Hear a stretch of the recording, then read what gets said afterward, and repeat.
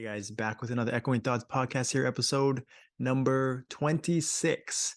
And this episode, recording this here on June 20th and changing some things up. I got a little camera, realized that I had a Sony camera, so not using my laptop camera anymore. Hopefully it clears it up a little bit, makes it a little better.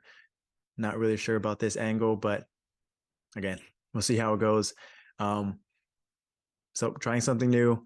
And in this podcast, I really want to focus on Damien. I've talked about him before. I talked about a lot. I've been kind of the main content, kind of next endgame boss with V3 coming up with that sort of big change. We're going to see a lot more people attempting Damien. Our last run yesterday, we just got to see the third orb. So we got to it about 60% in phase 2. We cleared phase 1 in about under 2.5 minutes. We actually saw the second orb. So about 75%, I think, with about 4 minutes remaining. So decent, right? DPS still far from what it needs to be, but as expected, we're kind of working on mechanics. We're kind of working on getting things squared away. A lot of communication, things we're trying to tweak as a team, right? It's not just me doing all the call outs. I'm just one kind of piece of the pie. It takes a lot more than that to actually clear. There's a lot of things that are going on. So kind of just working with the team, practicing, getting used to communicating, call outs, things like that. And it went really well. We ended the run with 7 lives left, full 10 minutes.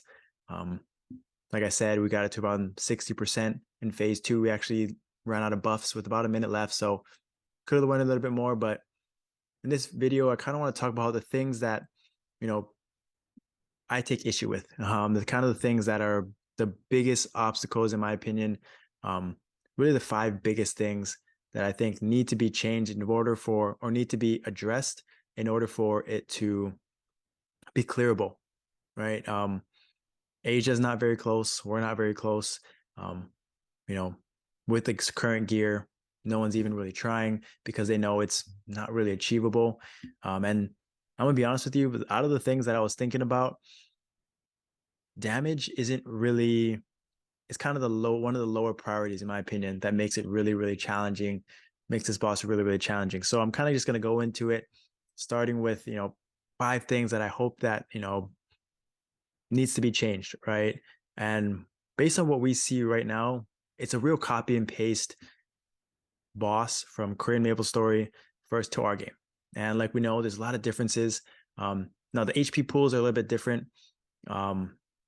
His boss health, like I mentioned, isn't the same, but pretty much everything else is cut and paste. So we're going to talk about all of it. So really number 5, the fifth priority, in my opinion, is this really awkward bug that happens between phase 1 and phase 2, where you see it in our previous videos, where even though we clear phase 1, Damien kind of goes into this state of, he's teleporting whatever it is into phase 2. The swords go away, the rotted area goes away, but in between transitions from phase 1 and phase 2, there's a cutscene, and people are ended up dying to random things, invisible things that they can't control because there's a cutscene. We can't even move. We can't even see it on the floor. Sometimes it's there. A lot of the time it's not even there visible. So we can't even avoid it preemptively. And if the swords are flying around during the cutscene, it's still going to fly around and it's still going to create a rotted. And if everyone's kind of stacked up, everyone's just going to wipe. It's just irritating, right? It's just something that I think can easily be fixed. It just feels like a bug, not intended. And it's one of those things that really frustrates us when we have a good phase 1 and we go into phase 2 with people dead. And so I think that is something that as teams start to get into phase 2 more, as they start into practicing more, they're going to realize this too, and it's going to be a real nuisance. So I just hope that's something very easy that can be fixed and changed, that really is not going to affect anything, right? It's not going to affect the gameplay. It's really something that shouldn't be happening in the first place, right? It's just a bug. So that is something that can be ASAP, sort of something that we can improve on, that they can fix. Number 4 is what I would say is kind of the inconsistencies with the dash skill, where what I would say is you see how we position the boss to be on the right side, right behind the skill wheel. It's very awkward. It's very clunky. And the reason we do that is because when he's in the right corner, if we pin him on the right corner and he's facing the right corner, he's going to dash right into the corner and not wipe out the entire team. I've talked about it before in my previous videos.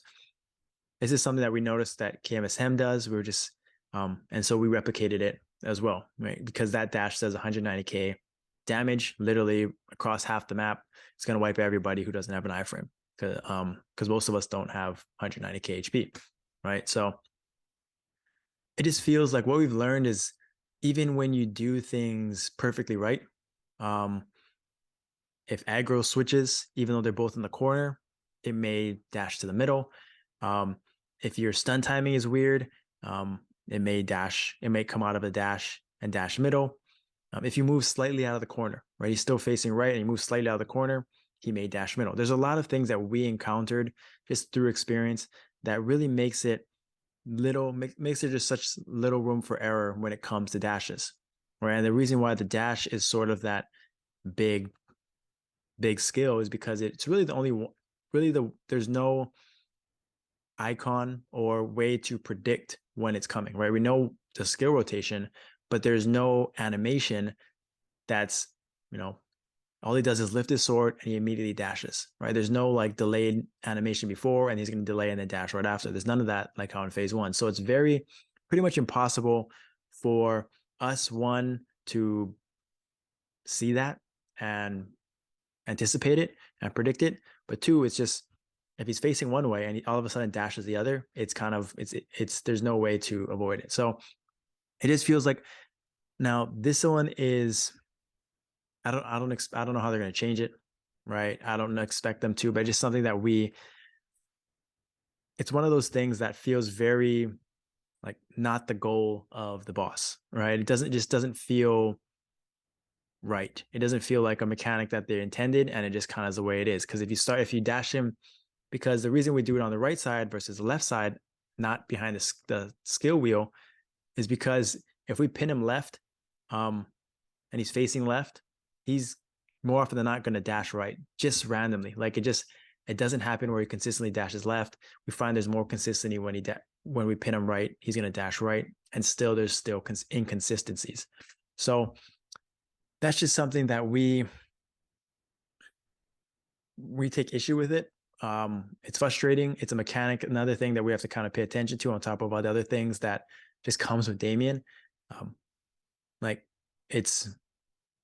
But it is what it is. I feel like at this point, I don't think it's going to change. I think Korean MapleStory has had it for a long time. It feels like just a complaint that I don't think they're going to be able to address. But we'll see, right? That's why I'm bringing it up here. You never know. You never know who's watching. But those ones really feel like the first one, right? The phase 1 to phase 2 feels like an easy bug to fix. The last one with the dash direction, wishful thinking. These next 3 feel like they have to be changed. Right now, like if it's not the mechanic, something else has to change in order to make this boss clearable. So we're going to talk about the third thing is really the fixed damage of the blue orbs. That kind of pairs with HP pools. HP pool is a big kind of talking point why a lot of people aren't even trying it, besides DPS, because like I said, the dash, right? I mentioned before, 190k. Really only anyone that has that is level 50 Necro with some Absolute pieces, right? I've even like warriors, like paladins have a little extra health. I'm at 177k. I have quite a bit of potentials that are scaled to HP. I'm at 177k. I can't tank it. So really the only people that it's intended for is the aggro is for people with full set Absolute, right? Maybe that's what they intended, which is totally fine. Because if you can which is totally fine if there is the bug or change to dash direction, the inconsistencies with that, what I talked about, right? Because if one person tanks it, but he's dashing to the middle and wiping everyone else out that doesn't have 190k, it's just another mechanic. It just doesn't make any sense, right? It's not feasible. So that's one thing, but it's also kind of correlated to the blue orb fixed damage. So the blue orbs, you'll see them in phase 2 only, where initially there's only one orb, and then once you kind of hit certain HP markers, there's another orb's going to come, and they get bigger and bigger. So like I said, we reach 3 orbs. Each orb gets bigger, so it takes up more space.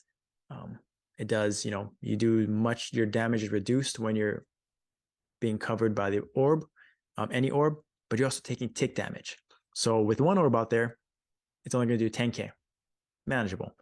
2 orbs out there, each one does 20k. So if 2 orbs cross you at the same time, they're going to tick 20k pretty fast. That adds up real quick. But that's just the beginning of phase 2. With 3 orbs, it does 30k each. That we had trouble with 2 orbs. We haven't even seen much of 3 orbs. We already know that's going to be brutal.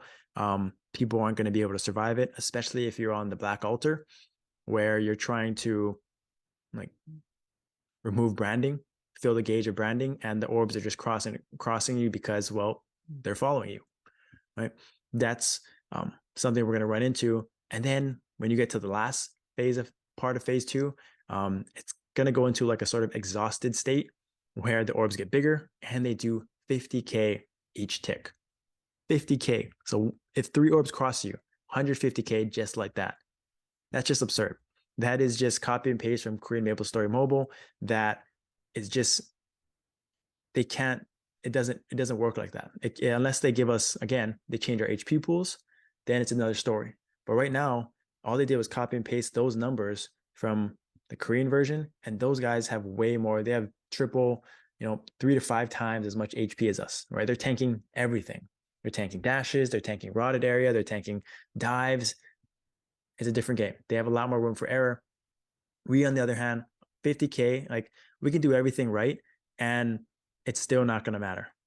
It's just still not going to matter if, when the orbs are so big, there's going to be black altars that we have to stand on that they're not going to be able to avoid, and they're just going to get crossed over and they're going to die, and then you're just going to lose that branding mechanic. We're going to fail, right? And that's going to be very, very frustrating. We haven't even seen that yet. We haven't even seen the 50k orb ticks, and we already know that it's going to be impossible with the current HP pools. Even if we had full 4-set Absolabs, like if we had 200k HP, it's not going to be enough.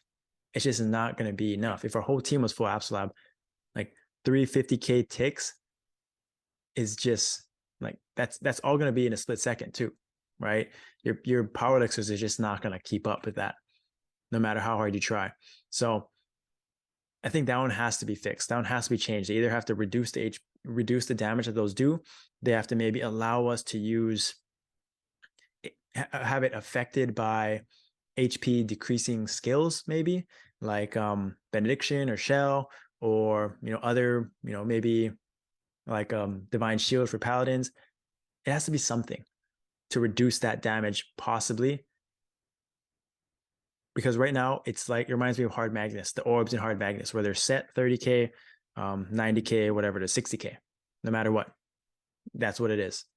And that it is just fixed. Can't do anything to reduce it. That's tough. That makes it virtually impossible with the current state of the meta. Now, maybe they're thinking ahead. They're thinking, yeah, it's gonna be hard now, but they have a plan to increase the HP pools. They have a plan to, like I said, implement some change. That's great. That's what we need. Because right now that's just impossible. It just really is. It doesn't matter how much DPS you do. You're just kind of capped by HP pools, and you're kind of just capped by the mechanics of the boss. Just trying to do everything right, and you're still not going to be able to survive it, right? So that is just something that has to be fixed some way, right? There's a lot of options. I mentioned a few. Maybe they'll take into account, but it just can't be the way that it is right now, and expecting teams to consistently clear. And then the second one is kind of building off of that, right? I talked about it has to do with black altar, right? So, and more importantly, more specifically, it has to do with fair trade. So one of the things that, fair trade has allowed us to do in all bosses is it has allowed us to eliminate team comps for the most part, right? Before we needed shade, we needed crit res, shade, bishop, pally. With fair trade, we don't need that, right? You can just use fair trade. Whoever is up, you'll just crit 100% of the time, no matter what. Well, in Damien, we're taking a step back again. What happens is, again, this is a copy and paste from KMSM, where if you take damage while you're standing on the black altar, you're filling the gauge, you're going to stop filling it, right? You're going to be unable to do it.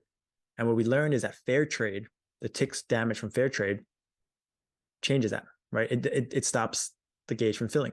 So black altar needs 5 people. So half the team cannot use fair trade right off the bat, right? That, I mean, basically no one on our team uses fair trade because we have enough crit res, bishop, shade, paladin. But again, like if we're handicapped by this mechanic, it just feels like something that can easily be fixed. I feel like it's not intended for fair trade to stop the gauge from filling. It's just no one has really brought it up because no one's doing Damien, right? But KMSM doesn't have fair trade, right? And they can easily fix this because blue orb damage doesn't stop the gauge from filling. So obviously, there's some damage that can be, ignored. That doesn't, is coded out basically from the algorithm that, stops the gauge from filling. They can do it. They do it with blue orbs. Blue orb doesn't stop the gauge from filling. So they can do the same thing with fair trade. Just implement the same thing, right? That's an easy fix. And it's a big fix. It's something that needs to be done, right? We have to have the ability to use fair trade so that we're not handicapped by our team comps. We don't need to have a bishop, a shade, or a paladin if we don't want to, right? If we see the DPS, like in my opinion, Damien is kind of one of those bosses where it's a DPS race more than anything else, right? There's just not a lot of uptime. There's a lot of movement and things like that, damage reduction. So you need the big guns. You need the DPS, right? But if you're handicapped by classes that are support classes, technically, lower end DPS, we see the line counts. Shades are extremely low. Bishops are the lowest, but they're needed right now because you can't use, because of this one change for fair trade, this one bug. In my opinion, I don't think it was intended for that. So I think it's just an easy fix, right? But it's a huge fix because it alters everything. Team comps, it alters, how much damage you're doing. It alters, black altars, things like that, doing the main Damien mechanic. It's a big deal. It's a big deal, right? So I think this is something that has to and will be and needs to be top priority. It's not going to change the game, right? It's not going to make it any less, drastically change anything mechanics wise. It's just, it just seems like it fits the direction that they're trying to push it, where we're not trying to be handicapped, 3 spots out of 10 are a specific class, right? I don't think that's what they wanted. So that's an easy change that I think that once it kind of gets noticed and it kind of there's awareness towards it, then that will make it a lot more easier and they'll make the change. And the last thing, again, has to do with black altars, right? Phase 2, it really has to do with, I think the biggest change, again, I talk about fair trade, but this black altar mechanic is exclusive to Damien, right? And I think on top of blue orbs, this, in my opinion, if this one thing gets changed, it kind of makes the other changes less important. So what I'm talking about is right now with black altars, right? You need 5 people on it. You can't use iFrames or you're not going to fill the gauge. The mechanic is you cannot use iFrames. If you're standing there with the iframe, you will not be able to fill a gauge. That's in the wording. But if they allow this, then maybe they don't have to change the blue orb pools, the damage from the blue orbs, the fixed damage. Maybe they don't have to change the fair trade change, right? Maybe they don't have to make that change, because allowing for iframes while allowing to fill the gauge while you use iframes kind of makes everything else, covers up everything else, right? It allows you to kind of adjust to certain situations where, you know, the blue orb is crossing across you. Iframes allows you to not take damage and allows you to not allow you to continue to fill the gauge, because this is the mechanic in the game. This is Damien. This is what it's all about. Blue orbs is important. Dash direction is important. But if you don't get remove branding, if you don't understand this mechanic, you're not going to pass. You're going to fail, right? You're going to get overwhelmed. So this is a crucial mechanic that they have to figure out. Right? I mentioned some things before that they could do, but I think if they just change it to allow iframes to be used while you have Black Altar up, then it kind of changes the game, in my opinion. Right? A lot of classes have an iframe or some sort of iframe to counter skills, right? That's what the intention is for, right? That's what the skill cap is for, having some sort of iframe, some sort of tool in your toolkit to avoid mechanics, to avoid doing things like that, to survive situations where you do everything right, but it's just RNG and the orb is going to, you know, pass by you as all 5 of you, right? It's just, you know, 8 out of our 10 members, well, actually 9, everyone except for the bishop has some sort of iframe on our team. It makes a difference, right? It just allows for more flexibility. It allows for people to kind of not be so worried, you know, not be kind of left out to dry in situations that they have to kind of stand on the altar, but know they're going to die, right? Because they can't use an iframe or they're going to screw up the mechanic. These are just things that, you know, they're all kind of related to certain skills, right? Blue orbs, dash, Black Altar. That's the gist of it. Seems simple. It's a lot. It's a lot. And kind of getting these changes, these fixes incorporated goes a long way. You notice I didn't mention anything about damage, DPS, because we're not even close to min-maxing damage, right? We have, like, personally, I feel like I can do better. I can get more uptime. I can do more damage. I can die less, right? I think I'm around, like, my high end is around 40 bill DPM. The boss has 4 trillion, I think. Yeah. 400 billion, maybe. But you need 40 bill DPM. You need everyone to do 400. Oh, yeah. 4 trillion. So basically, the average needs to be about 40 bill DPM for a 10-minute fight to pass. I'm at the average, and we got a long way to go. Right. I heard people say, like, the trade server, bans are earlier than 29, so that it allows them to kind of review everything, and then maybe leads to permanent bans if they're kind of breaking that ToS, right? Breaking the rules. And it just feels like just so shady, so unnecessary. So, like, what is the value being added? What is the point of this? It just feels like, is it really value added from a business perspective from them to do that? I don't know. Like, you hear a lot of people frustrated, quitting, boycotting, whatever it is. It makes you think, for sure. Like, people talk about the game just shutting down, them not really taking care of us or caring about us, because, it's all about creating MapleStory Mobile. That's kind of their big revenue generation. Global is sort of just for fun, I guess, for them, side money. It just feels like, makes you think, is it, is Nexon the type of company that's going to just leave us out to dry? I hope not. I hope not. But it makes you think, right? They do all these great things, and they kind of just take a step back and just like make you worry about getting banned and doing things like that. And no one's safe, whether it's whales, whether it's free to play players, people, that everyone. But this trade server ban feels like no one's safe. No one's benefiting from it. Everyone's kind of in a tough spot. And I don't know.